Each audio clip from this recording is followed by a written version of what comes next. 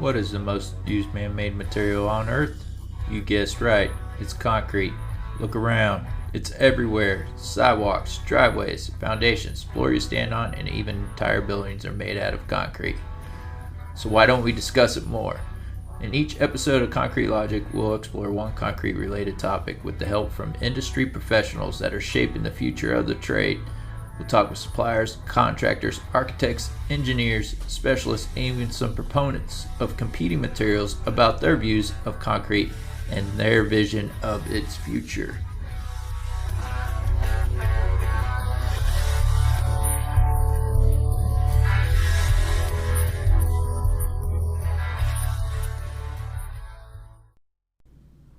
Hey, Concrete Logic podcast listeners, Seth here. This week we got Ron Macken.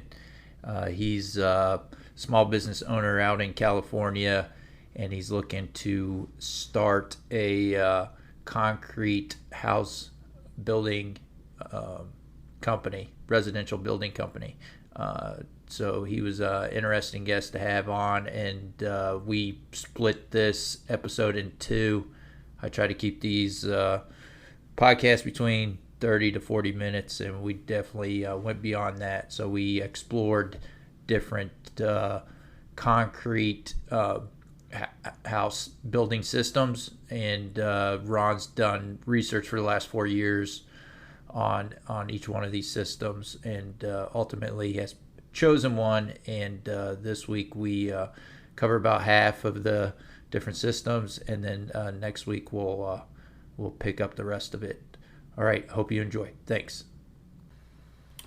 And welcome to another episode of the Concrete Logic Podcast. Today I have Ron Macken with me, and he and I are going to discuss concrete houses. I'm very excited to have him on the show. Ron, do you want to give a short introduction on yourself? Yeah, sure. Yeah, first I wanted to thank you for having me on the podcast. I'm excited about talking about concrete homes, and I also just wanted to thank you for doing the podcast and putting it out to the world. It still kind of blows me away that anybody in the world that wants to learn more about this stuff can get this stuff for free and educate themselves, and so I just appreciate the service that you and other people are doing to spread knowledge in the world. Oh, thank you. So my personal story, my interest in concrete started after the Tubbs fire in 2017. That was in Sonoma County, California. In 2 days, 5,300 homes burned and 22 people died. It was basically a massive windblown wildfire. We always knew that there could be wildfires, but we had never seen anything like that. So through that, I was both lucky and unlucky. I live out in the country, and so my house survived. We all had plenty of time to evacuate and stuff, so we were all safe. But my entire property burned, including a circle around my house, and then the granny unit, accessory dwelling unit that my mother-in-law was living in on my property, that burned down. And she was already very sick, so she died a year later, and that basically gave me an opportunity to take my time in rebuilding. And with my work, I consider myself a designer. I'm really into industrial design, product design, that kind of stuff.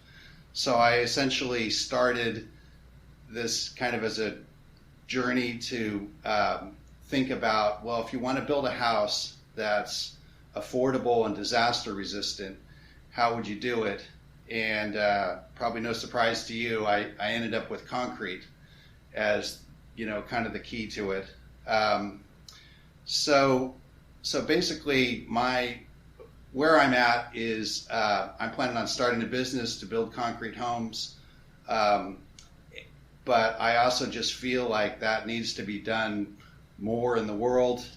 So I'm planning on putting everything out that I'm doing as far as how and concrete mixes and all that type of stuff, and just share whatever I can with other people, because I really believe that this is how we should be building, maybe not all houses, but most houses going forward. And so anyway, that's my connection to concrete. Yeah, thank you for sharing. Yeah, the that story is crazy, and the photo you sent me that shows the charred landscape that just circled your house. So I can't even imagine. I've seen pictures and video, obviously, when y'all have fires out there, and it's just something that's it's just insane to me to have to deal with. But I'm excited to hear that you have an existing business that obviously has been successful for almost a couple decades, and now you want to start a new one, and it's related to concrete. So that's why you're on the show today. So that's awesome. Yeah. Do you want to get into what you've been looking at and your opinions on what's out there so far? Yeah, definitely.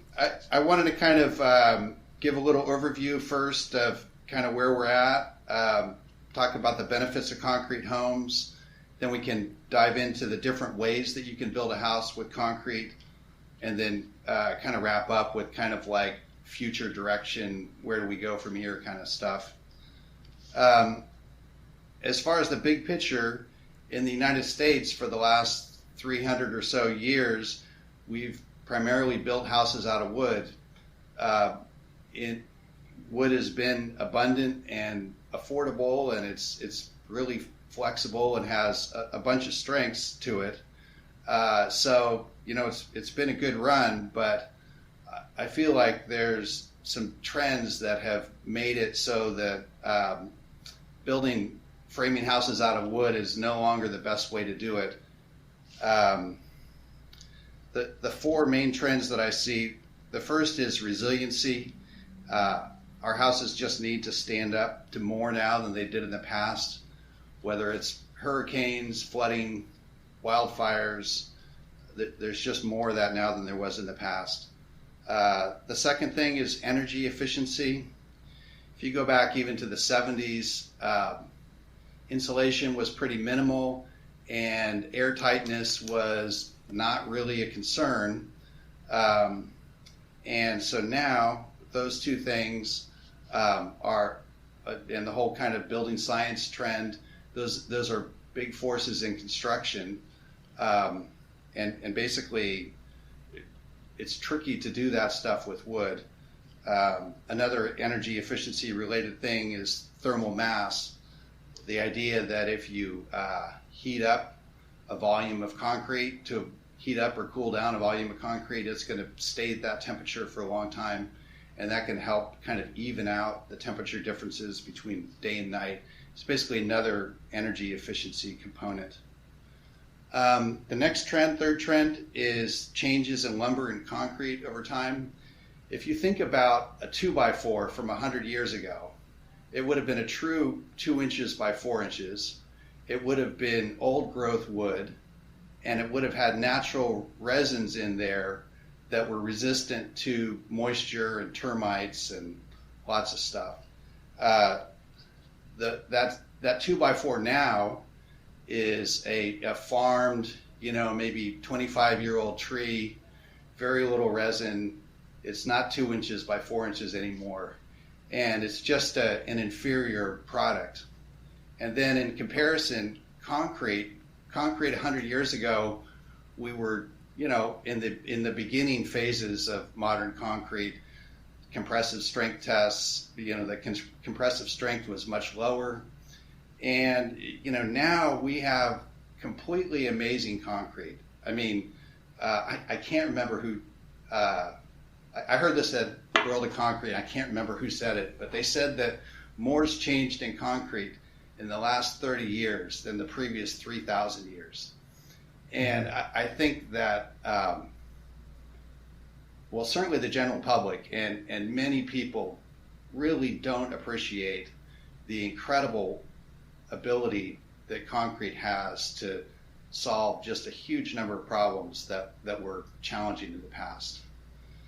Yeah, it's so overlooked because it's everywhere. So, it's I guess it's taken for granted like water.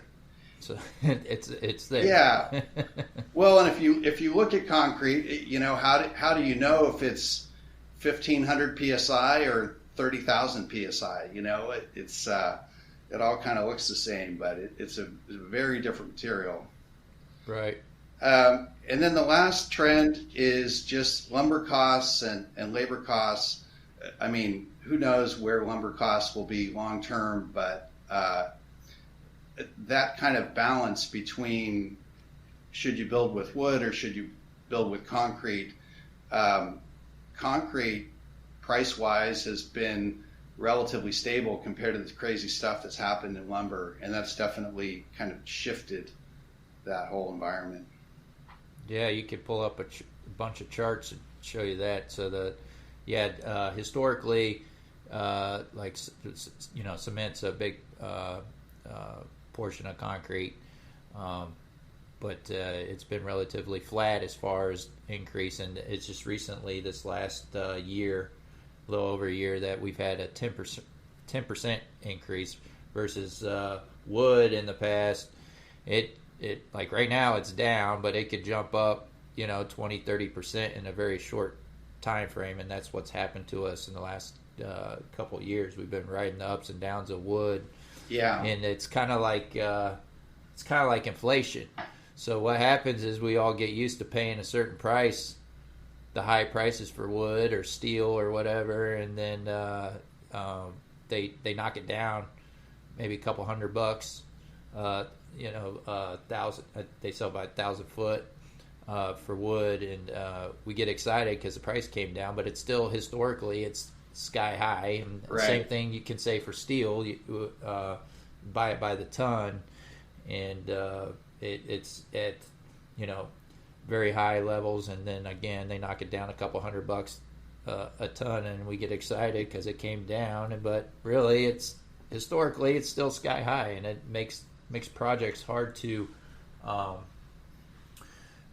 make these projects unfeasible for these developers to build, because the cost there's on top of labor is not doesn't make the numbers line up for them. So yeah, no, that's all very true, and I don't really know why cement has been comparatively stable. From the little that I know, I think part of it is that there's just massive inventory of cement. So, they've got just so much in reserve that, the blips of what's going on a year scale is not enough to really jump that price around. I'm not sure if that sounds right to you. I'm not sure. I'm sure someone that listens to this podcast or someone that I've had on the podcast before could probably tell us better. But one thing that pops in my head is if you look at on the commodities that are traded, there's a futures, a lumber futures that's traded, and then there's steel futures that are traded. But I don't know if there's a cement futures traded. Yeah. So I don't know if that has anything to do with it or not. But maybe there is. So if I'm wrong, someone out there correct me. But I think that might have something to do with it. Yeah, it's been relatively like a 2 to 3% increase year over year is what we've been used to for concrete. And then all of a sudden, I don't know if we felt like we're being left out and we wanted to jump on the train of crazy increases, or if the supply chain really is bottleneck like we say it is. But that's another podcast. Yeah, Ron, that we can go through. I don't want to interrupt what you got. Yeah. Keep going. Yeah. So obviously, wood construction is still the dominant way that new houses are being built. But my feeling is that wood construction is kind of fighting a losing battle. And what it comes down to is that builders are trying to use worse wood to build higher performing homes. And it's, the energy efficiency and other kind of performance stuff that we expect out of homes is only going to rise going forward. and I don't think the wood's going to get better. And concrete is just inherently better at that stuff. So anyway, another thing too is the number one thing that damages houses is water. It's the leak that comes in through a window or through a roof or, a wall unit where you get condensation and then all of a sudden you've got a mold problem. And concrete is porous, but it's actually so easy to make concrete waterproof.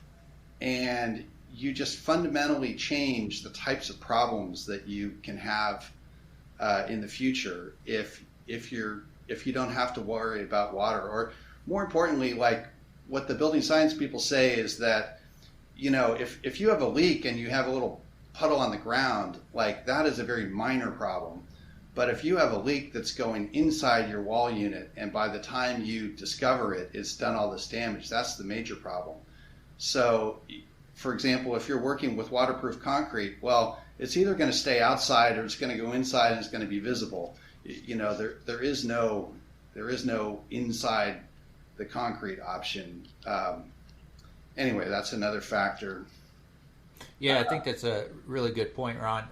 It's with anything, if you can simplify the building envelope of whatever you're building, houses or commercial building, whatever it is, if you can find one or two pieces of that envelope versus now, geez, I feel bad for these general contractors. They got to deal with like 3 or 4 trades to get an envelope done on these buildings. So it's a combination of cost, I guess, and other factors. People know how to deal with what we've been doing with building envelopes for eons. It's always the same section. You pull up drawings for a certain building, and I think we all just copy and paste that same detail onto the next job and onto the next job and onto the next job. Never think about doing that. But yeah, you can definitely simplify it if you're using concrete, I think. Yeah, well, one of the basic principles of industrial design is that the best part is no part and the best step is no step. So it means you want to keep that part count down. And if you go back to the automotive industry and how cars are so much more reliable now than they were a few decades ago, an awful lot of that is they have got that part count down super low, and that just leads towards reliability and efficiency and all sorts of stuff.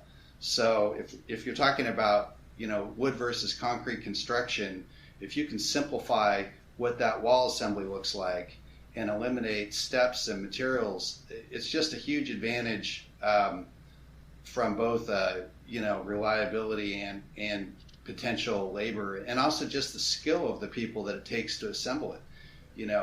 If you need to constantly worry about the minute ways that water can get inside your wall, well, you need to make sure that the person that's doing that is really skilled and trained and conscientious. And so if you can eliminate some of those requirements, you're just better off, even as far as the type of people that can do that work and the amount of experience that they need.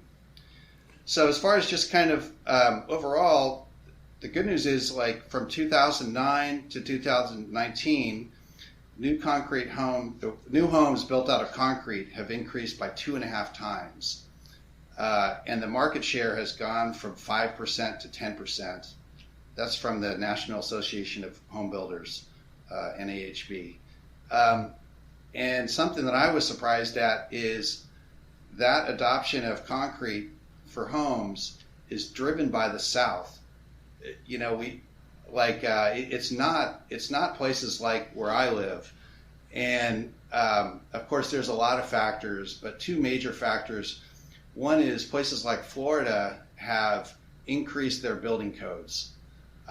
So there's so much damage from hurricanes and flooding that they've just made the building codes tougher.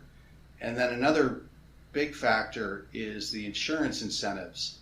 If you build a concrete home, you're gonna get a big benefit as far as the cost of insurance. And so those two factors have basically driven more stuff towards concrete that would have traditionally been wood. Sadly, that's not what's happening in California. Out of, I think, more than 4,000 of the homes that burned down in Sonoma County, where I am, I would guess maybe 98% of them were built out of wood, rebuilt out of wood. You would think that, well, anyway, it's kind of a complicated story that people wanted to build out of something besides wood, but the industry is so set up for that, and the prices were high for building out of concrete. So that drove it. But anyway, so the South is what's kind of driving this increase in concrete homes right now. Yeah, I would have guessed out west. Yeah, I know. Well, yeah, that's not the case, unfortunately. So a couple terms I think that are important. One is sustainability versus resiliency. And sustainability is basically like the ability for something to continue. So, you can talk about lumber as like a sustainable resource because they keep on, the trees, you can regrow the trees after you harvest one. And resiliency is the ability to withstand the expected kind of threats that a house would require or would face. So, there's a lot of debate in that, and there's a lot more talk about sustainability than resiliency. But if you think about it, if a house isn't going to survive the threats that it's likely to face during its lifetime, the sustainability part really doesn't matter that much, because what's the point of rebuilding a house, from just a material standpoint, and also just all the cost and it's horrible for homeowners and all that. So I kind of feel like when we're talking about homes, we should be talking about resiliency a lot. And, obviously there's the whole sustainability question that's a separate thing. But I think it's just really important that, to me, you start with resiliency. If it's not a resilient home, I think it's a fair question to ask why you're building it that way. Yeah. That's why we don't build bamboo homes, I think. Yeah, I mean, you go back 400 or 500 years, Tokyo was built mostly out of paper and wood houses, and, one fire basically burned the whole town down. Yeah. So that would have been would have hit the sustainable checkbox, but not the resiliency checkbox. Yeah. I don't even want to get into the whole thing about mass timber. I think that's a different topic, but we could do that again on another podcast. I've been wanting to do one on that. So, jumping into the benefits of concrete homes, and these apply no matter what concrete home construction technique you use. They all basically have these benefits. The first is high resiliency to natural disasters, which we talked about. That's basically hurricanes, floods, wildfires, and earthquakes. Most concrete homes can withstand 200 plus mile an hour winds. So that's a big factor for a lot of the U.S. The next benefit is quiet interiors. The combination of the insulation and the thermal mass and the air tightness just makes a much quieter environment. There's examples of multifamily homes. I think I heard about one in Minneapolis where they built a tall building next to a freeway, and it was so quiet inside those apartments that the people living there, many of them were setting up white noise machines because they were kind of weirded out by how quiet it was inside, even though they were right next to a freeway. The third point is high insulation and air tightness things. We talked some about that already. The important thing to remember there, I think, is air tightness. We talk a lot about R values and insulation, but if you actually think about energy efficiency, the air tightness is about half of the benefit. They do these blower door tests and they calculate how many, air circulation, air turnover per hour.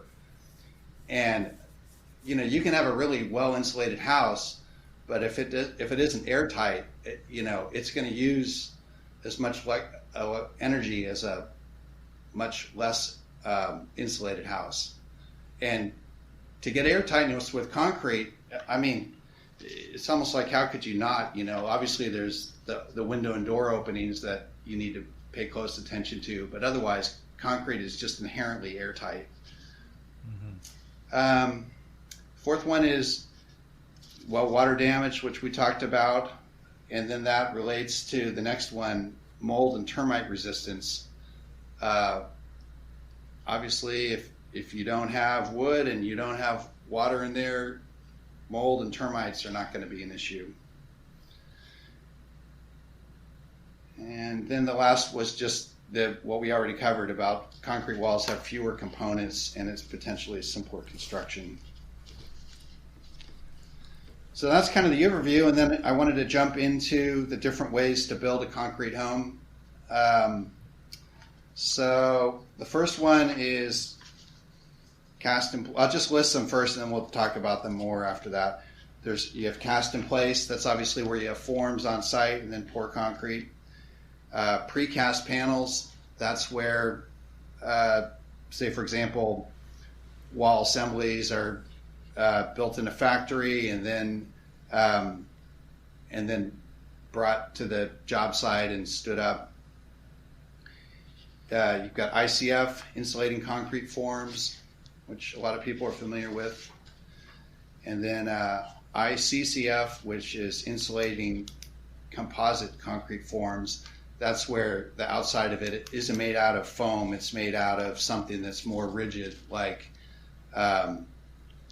concrete and EPS, or concrete and mineralized wood. Then you have SCIPs, which is structural concrete insulated panels. That's where you basically have the foam on the inside and then you spray concrete, 2 inches of concrete on the interior and exterior walls. And then the last way to build a house out of concrete is 3D printed, which there's been a ton of interest in and discussion. I know you've covered that somewhat also. Yeah. So when you and you're going to go into your evaluation of each one of these, right? Yeah. And when you were looking at just an overview, when you were evaluating these, were you evaluating as a homeowner, as a person that's going to start a business doing this, or what's your evaluation based on? Yeah, well, basically that affordability and disaster resistance. So I was always thinking of it as from a business standpoint. Housing affordability is a huge problem, and disaster resistance is a huge problem. So that's really what I was looking at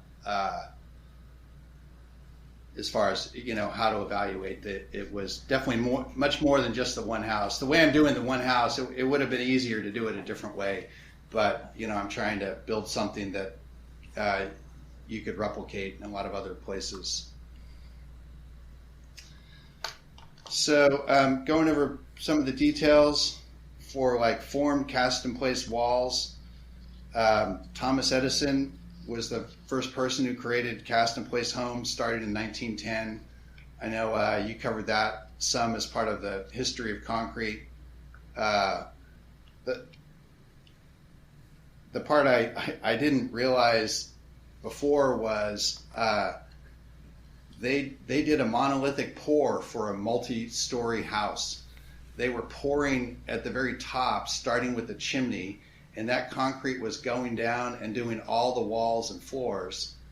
It sounds completely insane to me, and I can't imagine doing that in 1910, but that's what they were doing. Anyway, that was the Thomas Edison thing. So cast in place can still be done, but it's not really a modern way, because some of these other ones have kind of obsoleted, all the form work and everything for doing that on site, I would say. So that's not what you're looking at. Is that Right. what you're saying? Yeah, so the next one is precast concrete panels. So that's where you would typically cast in a factory. You can have the window and door openings all laid out, and then you basically bring these wall panel units out on a truck to the job site, use a big crane, stand those up. There's some variations. Some of them attach insulation as part of that precast form in the factory, and then other ones they'll basically precast the concrete at the factory, and then they'll install insulation on site as part of doing, electrical and other stuff. And the ones you were looking at, Ron, were they like? I forgot to ask this when you were doing the cast in place, but are these like the precast panels? Were they like full height of the house? Is that what you were looking at? Mostly like a single story, because there's limitations on what you can transport on a truck. I was mostly looking at like, if you're doing a 2-story house, they wouldn't have one panel that would be 2 stories tall. So I wasn't looking so much at like a tilt up, where you pour it on the site. I was looking more at kind of where they're building it at a factory someplace else. Okay. So they tend to do like 1 story at a time. Huh. Yeah, I've built precast garages in the past. You can definitely do 2-story and truck it. Panels. I was just curious what the housing, the guys that are doing the precast housing, what it looks like. But you still would need, obviously cast in place foundation, and the connections, right? Embeds, just like commercial buildings that I've done in the past. There's like an embed, and that panel either welds or there's a bolt connection that those do. Was that the same thing you were seeing? Yeah, they do it that same way. Yeah, and it's pretty amazing. They can stand up all the panels for a house in a day, because you've got all that stuff, like you're saying, you've got the foundation and everything ready to go, and you're basically just craning those things in and then using the hardware to tie them all together. And after that, it's typically ready for a kind of a conventional roof. Yeah, it could be if you came up with, like, if you were doing this and you came up with the same, if you were doing like a neighborhood and all the houses were going to be the same, maybe you change the outside to look a little bit different, so it doesn't look like, I don't know, a bunch of cookie cutter houses. But that's the thing with precast, is there's a lot of pre-design work that you got to do, and a lot of so when I hear folks say, hey, look how fast precast goes up, and I'm like, y'all didn't see all the effort that the design team had to do up front.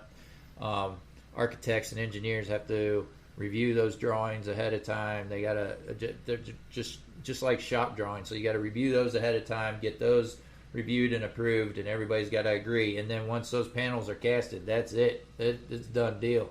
Whatever they casted and shows up on the job site, you're not changing it. Yeah.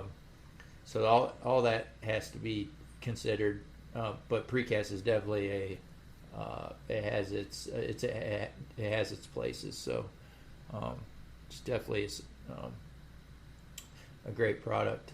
Yeah. In certain cases. Yeah, and I think from an affordability standpoint, I don't think it's because of some of the factors you mentioned. If you're trying to build affordably, I think that's a weakness of precast is, some of the steps and the fact that, like, you're not going to have some little crew just doing this out in the fields, So. Yeah.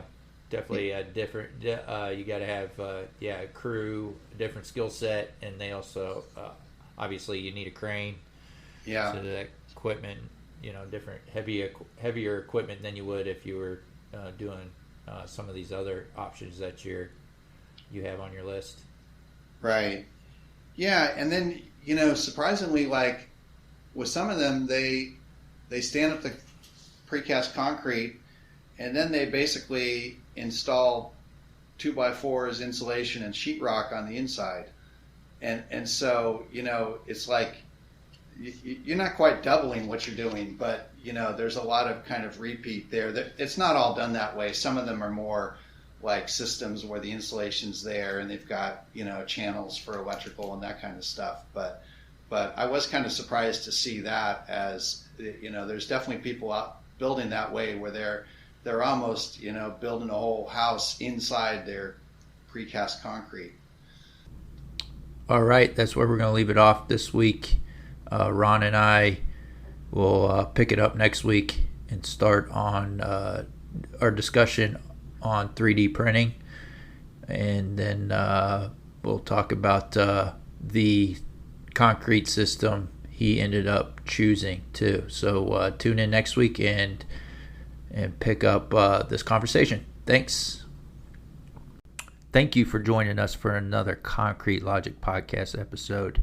If you got some value out of this or you enjoyed it, please share it with others. And if you could take a moment and give us a 5-star review on your favorite podcast listening app, I would appreciate it. We will catch you on the next episode. And now Mike Dunton's going to take us out. Thanks.